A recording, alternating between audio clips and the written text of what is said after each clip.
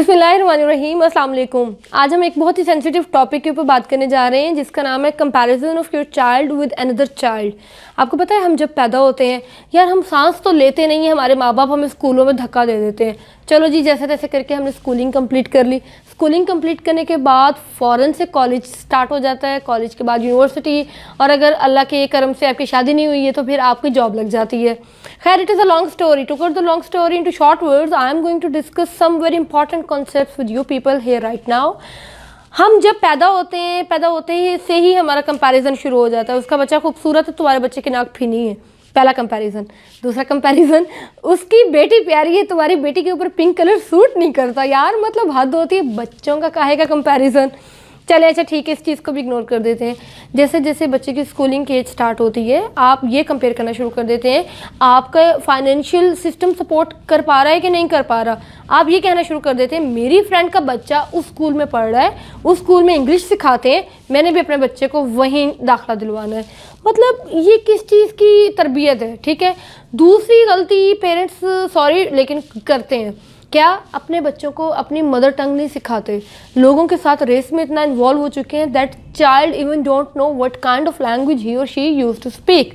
For example, अगर आप लोग पंजाबी हैं, आप उसको पंजाबी सिखाएं। मेरे फादर कहते होते हैं कि बच्चा हर ज़बान सीख जाता है जब वो लोगों के साथ मिंगल अप करता है, वो सोशलाइज करता है, बच्चों के साथ मिलता जुलता है, डिफरेंट इन्वायरमेंट्स की एक्सप्लोर करता है। ही और she may get to know about all languages. वो इंग्लिश है, वो उर्दू है, कोई भी लैंग्वेज है, लेकिन जो मादरी ज़बान है बच्चा नहीं सीख पाता। तो kindly it is a request, it is a humble request to all parents कि आप अपने बच्चे को अपनी मादरी ज़बान सिखाएं।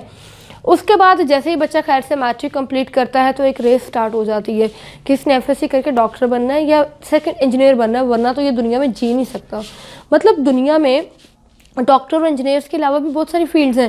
If I talk about my self, I had completed my FSc back in 2011। सो अगर मैं इस मिथ के ऊपर बिलीव करती तो शायद इस टाइम मुझे बोटानिस्ट, जोलॉजिस्ट, केमिस्ट या फिजिस्ट होना चाहिए था, बट अनफॉर्चुनेटली मैं एक सोशल साइंटिस्ट बन गई। खैर वो एक अलग स्टोरी है।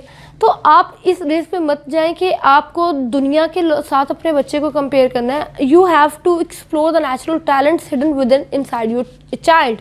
आप उसको देखें।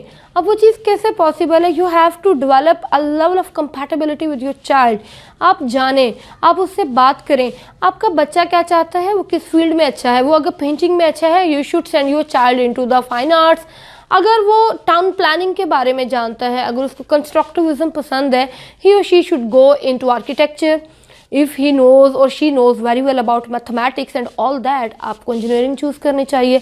अगर वो कुछ ज़्यादा ही संकी है तो चलो मेडिकल चूज़ कर लेते हैं, लेकिन ये हर केस में ठीक नहीं होता है। अगर किसी और का बेटा या बेटी डॉक्टर बन गए हैं तो इसका ये मतलब नहीं है कि अपने बच्चों को टॉर्चर करना शुरू कर दें कि भाई तुमने भी डॉक्टर ही बनना, वरना तुम्हारा इस प्लानट के ऊपर एटलीस्ट सर्वाइवल मुश्किल है। तो ये चीज़ें सही नहीं होती हैं। इससे बच्चा ऑप्टिमिस्टिक नहीं रहता, पैसिमिस्ट होता चला जाता है। वो जब अपनी क्रिएटिविटी को किल कर देता है, अपने ड्रीम्स को ड्रेन आउट कर देता है, तो एक टाइम आता है कि वो एक गधे की तरह सिर्फ वो कर रहा होता है जो आप उससे चाह रहे होते हैं। तो यहाँ पर हमें उसको एक गधा नहीं बनाना, हमें उसकी क्रिएटिविटी को ख़त्म नहीं करना, उल्टा हमने उसकी कलर्स को मज़ीद खूबसूरत बनाना है। वो जो करना चाहता है हम उसे करने दें। फिर she is good at clicking the photos, why shouldn't that person go into a field of photography. तो ऐसा मत करें कि फोटोग्राफी एक बुरी फील्ड है, या सोशल साइंटिस्ट होना एक टैग है, या फेमिनिज्म के ऊपर बात करना एक गलत बात है। ऐसा नहीं होता। Stop comparing your child.